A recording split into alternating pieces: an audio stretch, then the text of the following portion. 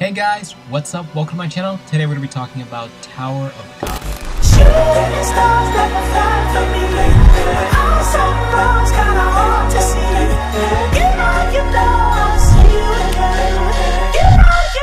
I'll see you again. The message is clear. Reading these chapters, there were quite a few things that came to mind, but two words stood out amongst the rest: survival and ego.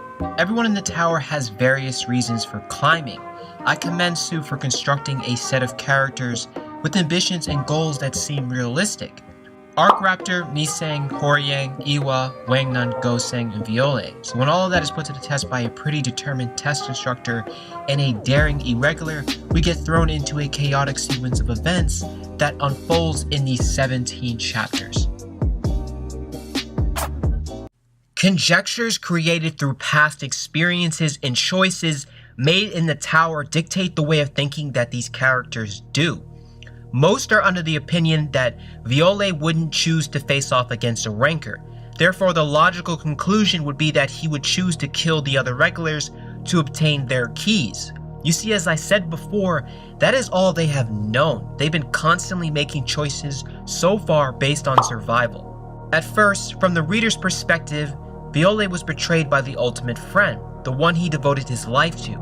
Rachel was the reason Bam believed in friendship and strong bonds. That powerful trust was broken when he saw Rachel's evident betrayal. The value of their friendship was not mutual. If Jihad built the tower and Bam blames the tower for what Rachel has become, then it makes sense for Bam to want to kill the one responsible, the root of his agony, which also makes sense for him to join Thug. That is until we realize that even though he is driven by his motives, deep down he still has pieces of him left of who he once was. That he's actually a lot like everyone else. Take Arc Raptor for example. Despite every instinct in his body that's telling him to ignore his paternal feelings regarding Miseng, he still finds this insatiable desire to protect her. It's apparent she reminds him a lot of his own daughter, as pointed out by Horyang. Some are different, like Goseng, who you could say is ordinary, had given up her desire to climb the tower before she met Wangnun. Watching someone as desperate as he gave her hope. When Goseng and Arc Raptor figure out that Bam has chosen not to go after them, but fight the Administrator, the momentum shifts, which brings us to a rather interesting character. You could probably recognize him from Satchville. Fight me. I kid. So Neil Love, one half of the Chicken Love Club. He's a very determined individual driven by his morals and principles. Despite his superior's warnings, Love continued on to test Viole's character and convictions. He doesn't have any respect for those who can't respect the rules. Now that brings me to ego. The ego is an identity of our own construction. We take all the beliefs of what we are, beliefs about our personality, talents, and abilities, and you have the structure of our ego. When we have such thoughts and agree with even the slightest conviction that these ideas define us, then we are building or reinforcing an ego. In these chapters, we really get a glimpse of ego between the exchange of Viole and Love. To the unaware person, it is difficult to discern the difference between what is ego and what is really them. They're often left to wonder, what came over me that I reacted that way?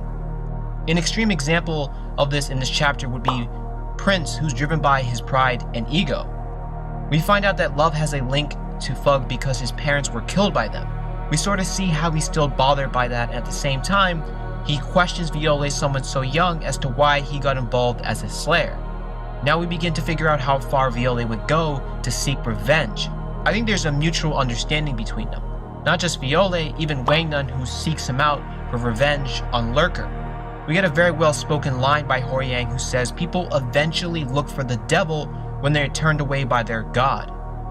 On top of that, another line delivered by Wangnun who questions, does this tower make our dreams come true or force us to give up on our dreams?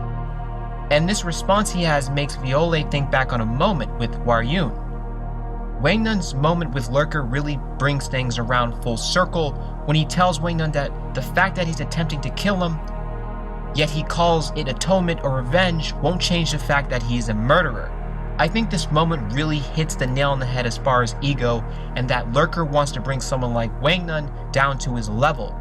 You see, the whole reason for this action is because he was in a similar position as Wangnun was. One day, the boss tells him to take care of his son, his treasure, and help him climb the tower, that being Prince. The irony being that Prince's father is a gangster who earns money by taking advantage of other regulars' dreams, destroying Lurker's dream, his treasure, in the process. He recognizes his faults and what he's done to survive and begs to be killed, but Wang Nun forgives him and breaks the cycle. Ultimately, it forces Violet to see a different perspective regarding Rachel. To me, because the art stylization isn't all that great, I would have to say the strongest attribute to Tower God would be its characterization and storyline. As long as Sue continues to develop his characters and implement continuity of a well-constructed storyline, then he shouldn't have any problems drawing in more readers and fans of the series, myself included.